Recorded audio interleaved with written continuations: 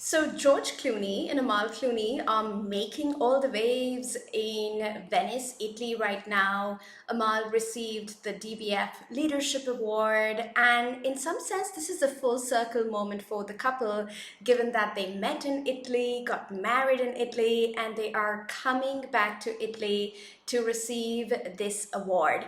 And so I thought it was a wonderful moment to go over the love story and the relationship timeline of George Clooney, the ever eligible hot bachelor, and Amal Clooney, who is representing everything that my client today represents. You know, Amal is gorgeous, she's ambitious, and she attracted the man of her dreams at 35 years of age. And so I think there are so many inspiring lessons to learn from this, one of the most stable couples in Hollywood.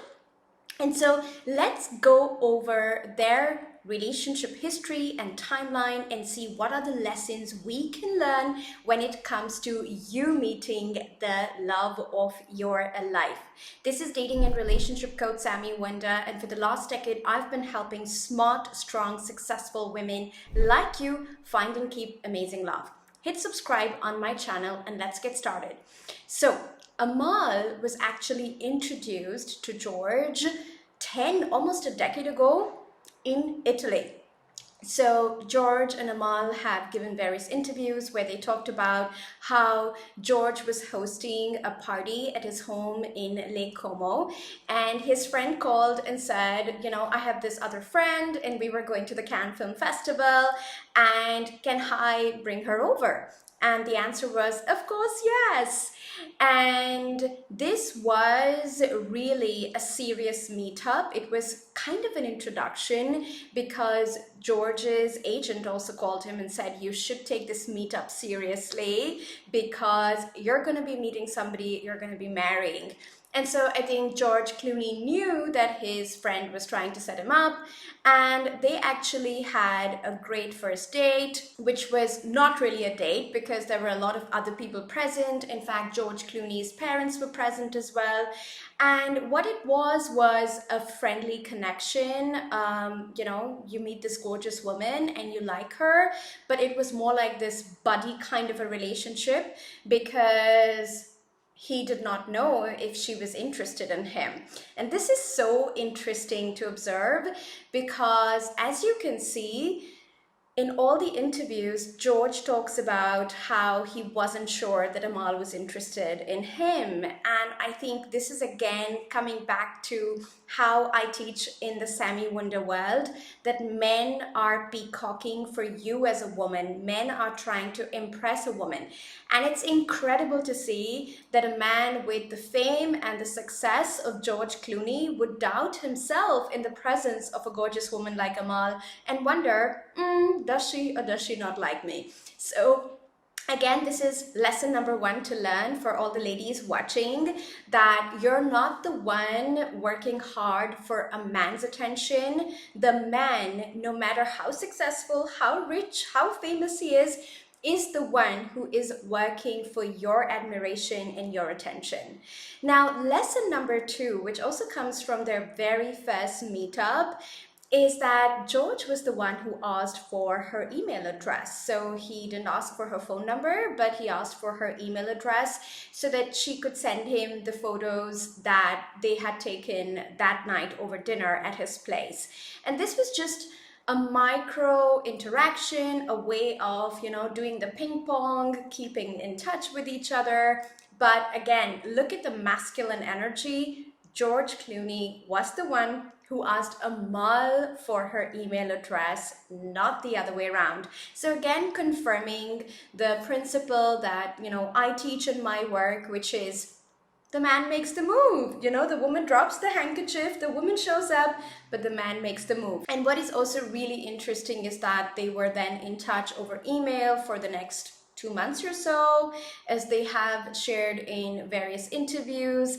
And they are also talking about, you know, how this was not really clear that, you know, this is a romantic interest. But when they met in London for their official first date, this was when things got serious, and they both talk about, having this feeling, like this knowing that, this is getting serious and I'm interested in this person. And I think lesson number two is really openness. So, if so many times, if a man is not making that romantic move straight away, we're like, it's not working out. But you see, they were in touch for over 2 months, and they just kept the ball going, ping pong, and they just stayed open, they just stayed curious about each other, and then it led to this amazing match, this amazing marriage. And so I think lesson number three, really huge, is to stay open, to not go into every encounter with a great guy hoping he's gonna ask you out straight away, hoping he's gonna show serious intent and interest straight away. Sometimes things can develop in different ways, and just having the courage to stay curious and open is actually a great quality to possess. And now comes my favorite part of the story, my favorite lesson moment in this video. And by the way, if you're enjoying this, stop, take a moment and hit the subscribe button so that you keep getting the amazing content I put out on my channel every Friday. Okay, so my favorite moment of the George and Amal Clooney love story is when they were on a trip in Africa, and Amal apparently loves giraffes, and then she took a picture with the giraffe kissing her, and he remembers looking at her and just going, oh my God, this is the woman I'm going to marry.